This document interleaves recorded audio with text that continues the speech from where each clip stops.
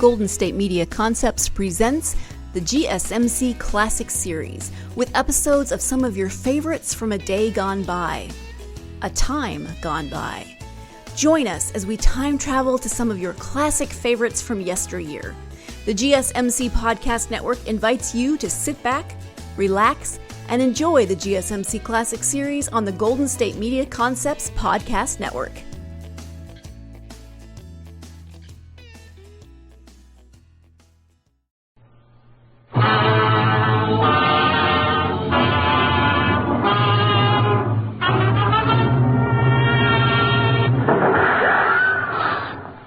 Fourth bullet tore through the flesh on my left shoulder.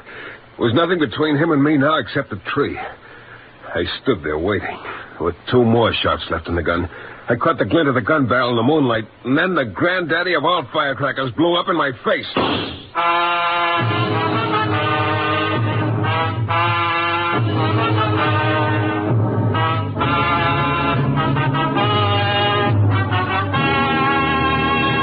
The New Adventures of Michael Shayne, Private Detective. This is your director, Bill Russo, inviting you to listen to Michael Shayne, that reckless, red-headed Irishman, back at his old haunts in New Orleans, in another transcribed episode. We call it The Hate That Killed.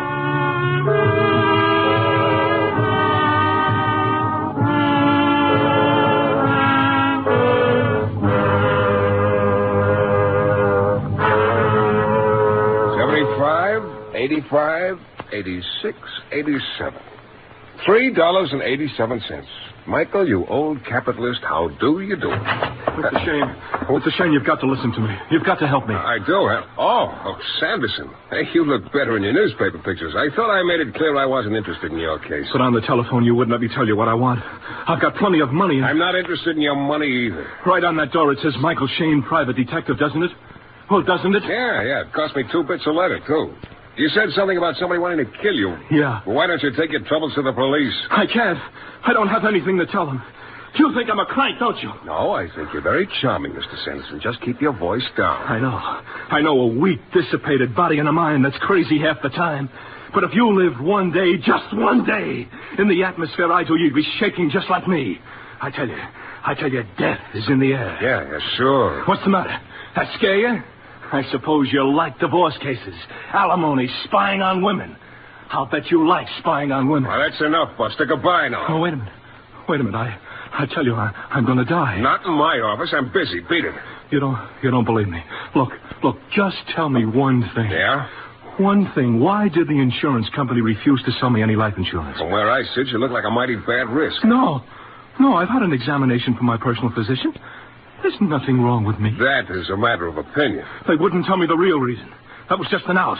All right, so what? Just find out, that's all. Just find out why they refused me. Well, it'll cost you $20 a day in expenses. Oh, here's my address. You'll find 3 houses on the estate.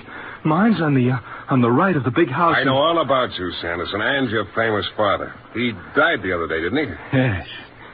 Yes, he's dead. And he wasn't my father. Huh? He was my stepfather. That's why I used the name of Mark Sanderson. But his corruption lives on like something rotten inside you that you can't get out. Like something in your blood and your heart. And you can't tear it out. Yeah, that's cute. You ought to set it to music. Are you always this jittery? Why shouldn't I be jittery? Do you have some water? Water? You mean you drink water, too? Yes, my medicine, my capsules, my nerves. You'll find some water down the hall. You'll let me know tonight, huh? You'll find out? Yeah. I got a pretty good hunch why they refused your policy. You do? Why? Why? Because they probably don't expect you to live very long, Mr. Sanderson.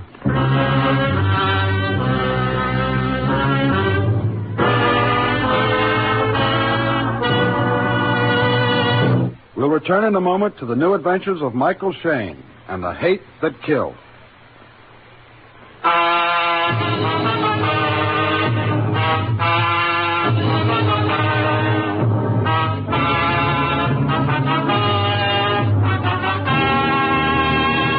He was a fancy client, all right. Mark Sanderson, stepson of the late Gregory Lawson. He was still young, maybe 30, but all his stepfather's filthy millions could never make a man out of him or give him anything decent out of life. He sat in my office, slobbering with fear, his eyes dull and empty. I don't need clients like that, but the insurance company angle intrigued me. Why had they refused Mark Sanderson's policy? Well, I turned toward my phone, feeling like a Hollywood agent doing his best for a client he didn't have much hope for, and dialed the life insurance company. I'm sorry. You'll have to speak to Miss Bennett. It was the old chevron. Miss Bennett was maybe the 30th vice president in charge of bathtub accidents. We cannot give out that information, but if you speak to Mr. Forsythe, he's the branch manager. All I had to do was mention Mark Sanderson's name, and there'd be a long pause on the other end, and then... No, sir, we can't discuss our policy with you, Mr. Shayne. The matter is closed. It is entirely within our own discretion whether or not we choose to insure Mr. Sanderson's life or anyone else's. No, I wasn't getting anywhere. Nobody was going to tell me the real reason they'd refused Mark Sanderson life insurance. I got Dave Sizenby on the phone. Dave used to be a private eye and then went to work as a detective for the insurance company. He said he'd see what he could do. I waited about 10 minutes, and then... Shayne speaking. Mike? Yeah, Dave. It's hush-hush. Hey, what's going on? You're beginning to make me think Sanderson really has something to worry about. I don't know. All I could tell you is that it might be a good idea to see a lawyer by the name of Ormsby. Who? Ormsby. Olmsby. In the Lee Building downtown. That's all? No, one more thing. You didn't get the information from me.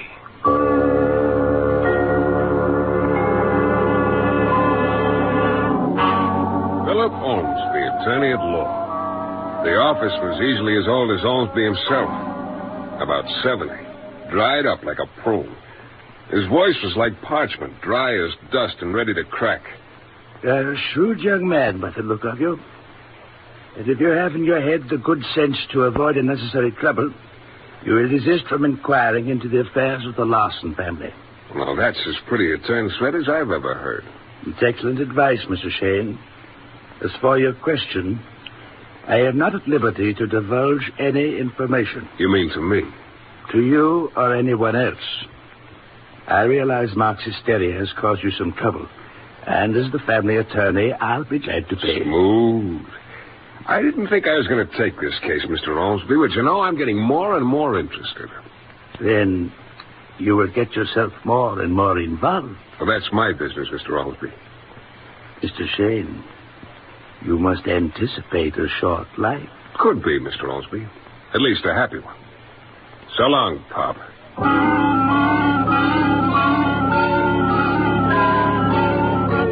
Well, I found out a few things before I went out to the swamps where the old man had dug in after he retreated from the New Orleans reform movement.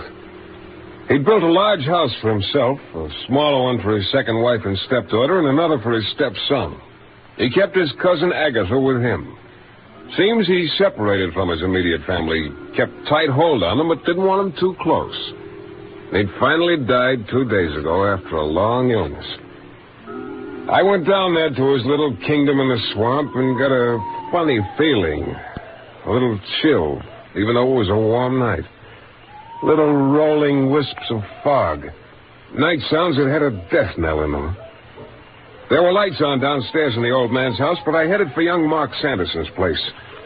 It was dark, and I thought I'd mosey around the house to the back when somebody was playing hide-and-seek with me. Okay, take it easy. Who is it? Just a friend, pal. A word to the wise thing. All right, I'm listening. You're not wanted around here. Who doesn't want me? Nobody. Okay, I get the message. Why don't you guys ever listen? This is for your own good, pal. I don't want to have to use this blackjack. You made a mistake. Never tip your mitt. You asked for it, Yeah, you moved pretty fast for a big guy, but not fast enough. All right, I got the blackjack now. Come on, get up. There, now beat it. Yeah. Shayne, you surprised me. Must be something to it after all. The bigger they are. Well, that was quite an exhibition. Oh. Are they wearing revolvers with dinner dresses this year? Who are you? Mike Shayne. There's a flagstone path here. Let's get around front, out of the shadows. You must be Celia, Mark's sister. Do you have to keep pointing that gun at me? Yes, for a while. Anyhow, I'm glad to... Oh. Yes? Oh, my. What's the matter? Haven't you ever seen a woman before? Not very often like you. Is that really the color of your hair? My hair has been red since the day I was born. You've got nice shoulders. Oh, I like yours better. You're going to catch cold in that outfit. You have what so many men lack these days. A sense of virility and strength. And that comes from eating all my vegetables. What are you snooping around here for? I was looking for Mark. Oh. You're the detective he hired. Check. Now you do interest me. Who's the man you were fighting with? Don't you know? No, I don't, Mr. Shayne, isn't it? That's right. Mark and Aunt Agatha and Mother are in the house. Oh? The reading of stepfather's will tonight. Mr. Ormsby, the lawyer. May I come along? Why not?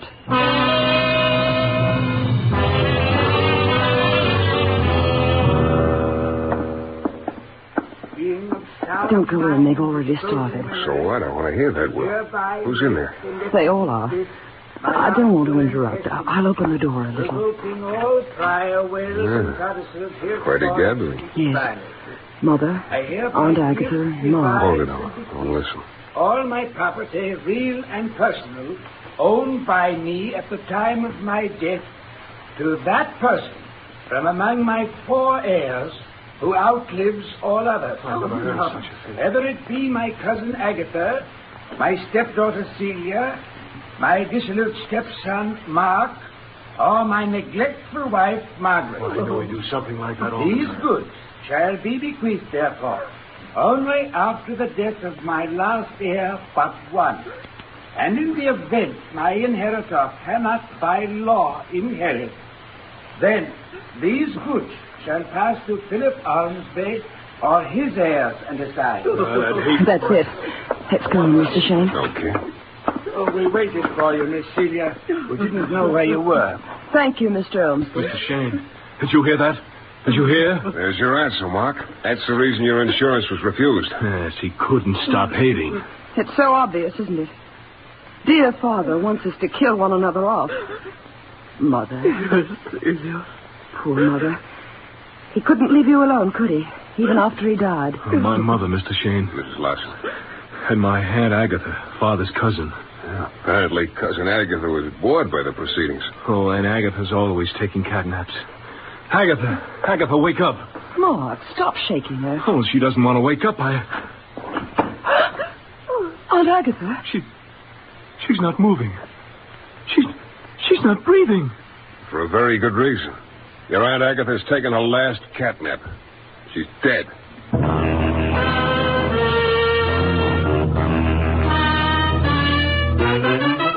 We'll return in a moment to the new adventures of Michael Shayne and the hate that killed.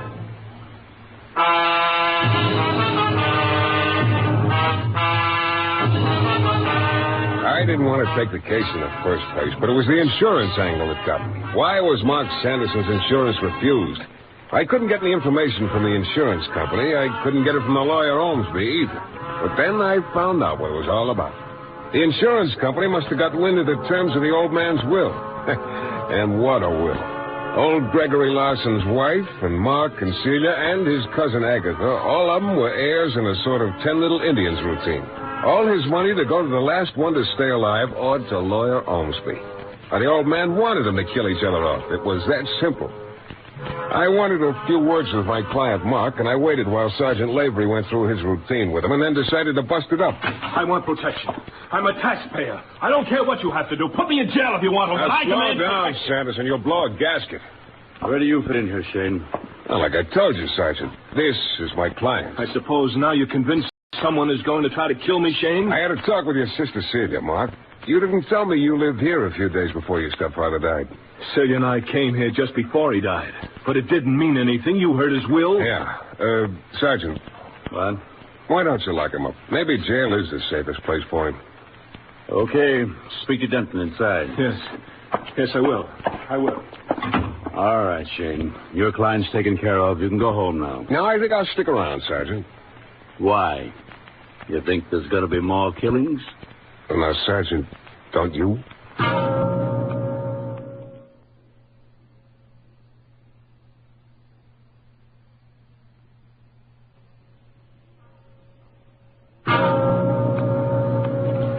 I was curious about Margaret Lawson, Mark's mother. Why hadn't she been with her husband the last days of his life? Why had he called Mark and Celia, not her?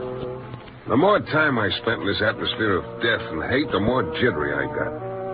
Margaret Lawson was sitting in her living room. A low fire crackled in the fireplace. That was the only light in the room. She sat erect in an old, creaky rocking chair by the fire, a light glinting on her dark brown eyes that were just a little too bright. When will it stop, Mr. Shayne? As long as I can remember, it's been like this. The fear, the hate. Yeah. I don't remember anything else. It's never been normal. His hatred touched all of us. That horrible, sick man inside his house. Never going outside. But you felt him all the time. Well, you once thought enough of him to marry you. That was my mistake. He hated you more than the others. Yes. Mr. Shayne. Yes? How did Agatha die? She was poisoned. What kind of poison? We don't know yet. What about Celia and Mark? What's going to happen to them? Mark, by his own request, is in jail or on his way. Jail? Yeah, he said he wanted protection. Oh. And Celia, she's the kind who can take care of herself. Hey, look, I'm getting the willies or something. Can't we have some more light in here? What's the matter? Mr. Shayne. You know what? In all the years I've spent in this swampland, I've seemed to develop an extra sense What are you trying to say? There's someone in this room. I don't hear anything. You weren't supposed to. What? Oh, the sucker for a left hook. My pal with a warning. Don't move, pal. Don't even blink your eyes. I got a gun. I'm not getting too close to you. Come back for a rematch? I better answer the phone. You better not. You. Yes. Answer it. Hello? Yes, Sergeant. This is Mrs. Lawson.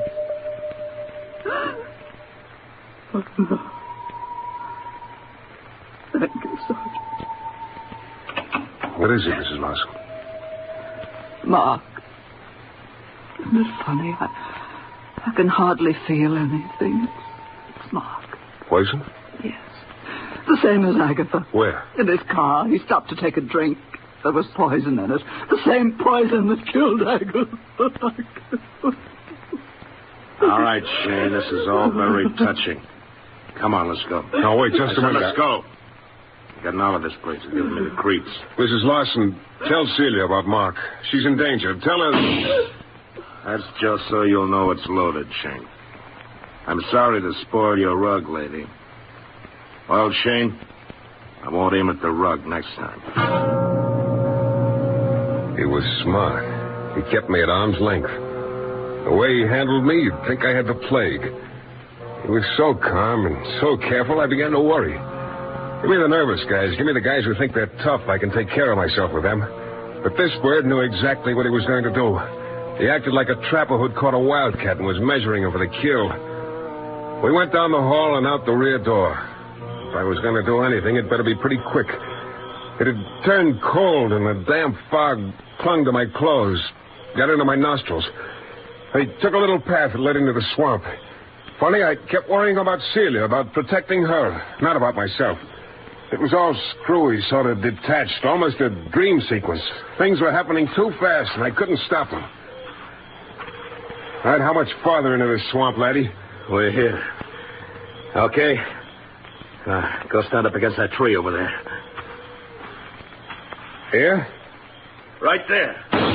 It was a big, fat old cypress tree, and I loved it. He thought it was going to be like an execution without a blindfold, but you can tell about these punks. You can tell when their finger itches. Before he lifted his sights, I was around on the other side, and his bullets tore chest high into the big, fat tree trunk. Maybe your feet are showing, Shane. I got plenty of time. I got nothing but time. This is the most important thing I ever did in my life, and I'm going to do it right. Now, careful, Shane. I'm starting to come around. Oh, it was going to be a dilly. I ducked my head out, pulled it back in. If I counted right, that made 4 and 1 in the house, 5. He was starting to edge around. It cut like a knife through the meat on my shoulder. Must have been just a nick because it only burned. It didn't slug me. 6. He was still edging around, coming a little closer, but he still wasn't taking any chances on my jumping him. Nick, you, Shane? Watch it now. I'm going to run. Which side, Shane? That spun me around, caught my other arm. The bullet hit solid. I almost went down. 7. You counting them, Shane? I got a couple of more clips when this one's finished. Here I come again. Who wrote that story about the hunter who wasn't happy unless he was hunting a human being? He must have laughed like this punk. Must have been off his trolley. I caught a look at the weasel's face, and then it was like the granddaddy of all fuses blowing out. I'd heard about people feeling the wind of a bullet, but this wasn't a wind. It was a gentle sigh, a little puff. It missed my nose by a 32nd of an inch. And that was 8. I dashed out after him. But he was on his way, fumbling with his gun, putting a new clip in while he ran. Only he wasn't watching where he was going. He tripped over a log. I pulled up short and I stared. There were several logs laid out in a rough circle, sort of protecting a patch of ground. Ground? A punk had tripped and gone in head first and started to sink. His body thrashed around. The head came up covered with what looked like oily mud, only then I knew what it was. Quicksand. It didn't take 15 seconds. And he disappeared. Even if I wanted to help him, I couldn't. He came too fast. I looked and he was gone.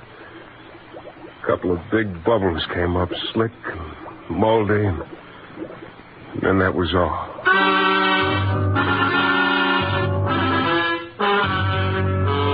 On the way back out to the house, my mind was wrestling with angles and worrying about Celia so hard I almost forgot I had a slug in my shoulder. I could see a light on the second floor of Mrs. Larson's house. I prayed that meant Celia was still alive.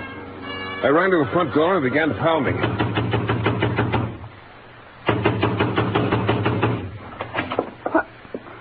Mr. Shayne. Why all the commotion? Oh, you're still okay. How about your mother? She's fast asleep in her bed. Come on in. Yeah. What's that? Oh, her cat must have followed me here. That's good luck, Mr. Shayne. And old New Orleans superstition. Let her in. Sit down. Now, what... Oh, Mr. Shayne, you're bleeding. Yeah, I almost forgot. Here, let's get that jacket off. Okay. Easy. Sorry. Now, I'll just tear the shirt open. You heard about your brother? Yes. Mother told me. In a way, I think perhaps he's better off. He never was very happy. My stepfather saw to that. Oh. Sorry. I've got to clean it out, you know. Yeah, sure, go ahead. Celia, I'm going nuts trying to figure this thing out. Your stepfather hoped you'd kill each other off. He planned it that way. But you and your mother wouldn't bite on that kind of bait. Thank you. The only other answer is Ormsby. He gets everything if all of you are taken care of. I don't have anything on him. It won't gel. I'm afraid this will sting a little. Oh. There. It's all over until the doctor takes over. Here, have a little of this. It's from my dear departed stepfather's wine cellar. Napoleon brandy, 1812. I don't often get a whiff of anything that rare. Thank you. Oh, I'm sorry. That was clumsy of me. I'll pour you another. Anyhow, that stray cat's going to have a good time. He likes Napoleon brandy, too. Yes, he does, doesn't he? You know, I think I'll join you. I have a weakness for good brandy. Fine. I have a weakness for women who have a weakness for good brandy. Here you are, Mr. Shayne. Mike. You were right, Sid. That cat was good luck. He'll be stiff in another few minutes. What? Yeah, that brandy is spiked with enough poison to kill Gargantua. Where'd you get this brandy, Celia? Why, I think Mr. Ormsby gave it to me.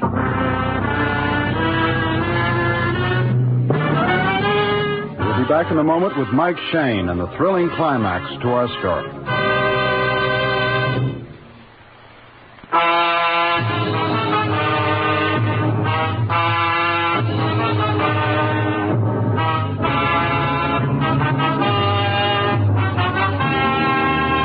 Thinking about Ormsby almost sent me off on a tangent. The big idea was slow in coming, but it paid off. The whole thing fell into place. It was kind of hard to see all at once. It came out gradually. Celia, your mother didn't go into your stepfather's house before he died, did she? She hasn't been inside that house in 15 years, Mr. Shayne. Oh, that's it. And it's so simple, so very simple. Here, let me have that brandy bottle. I'm taking it down to headquarters for a little fingerprint job. I don't understand. I'll be back. Now, you probably don't know it, but you called me Mike a few seconds ago. It's enough of a start for me. But what about Mr. Ormsby? There's a payoff for him, too.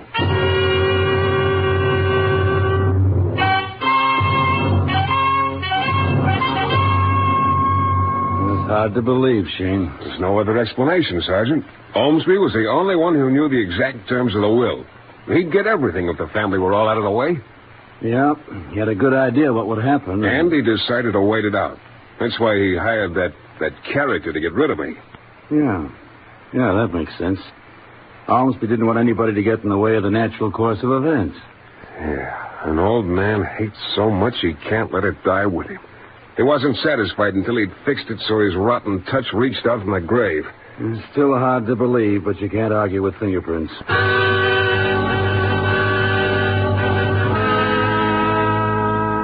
Sure. There was only one answer. The fingerprints on the bottle of Napoleon brandy and the fingerprints on Mark's flask and Aunt Agatha's special milk bottle, they all matched. His plan was simple. He figured all the suspicion would rest on his wife after Agatha and Mark and Celia were dead. Yes, the fingerprints all matched. They were the fingerprints of Gregory Larson. He kept right on killing even after he was dead. There's a moral in all this somewhere. Something about evil turning on the evildoer and paying him back. I haven't quite figured it out yet, but Celia's a pretty clever girl. I think I'll show her how the other half of New Orleans lives. Take her to dinner tonight and discuss it with gestures.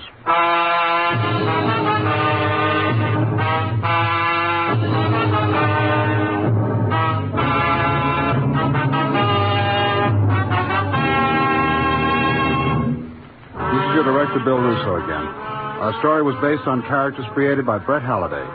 Our music is composed and conducted by John Duffy, and Michael Shayne is portrayed by Jeff Chandy.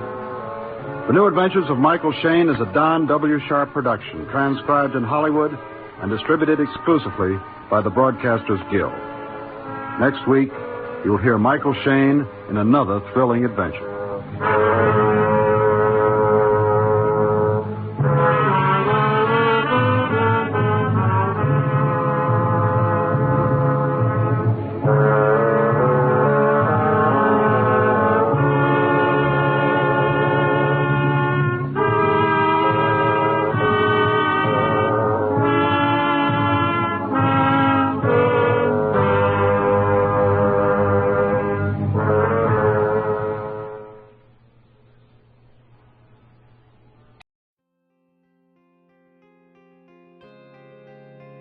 You've been listening to the GSMC Classic Series, part of the Golden State Media Concepts Podcast Network.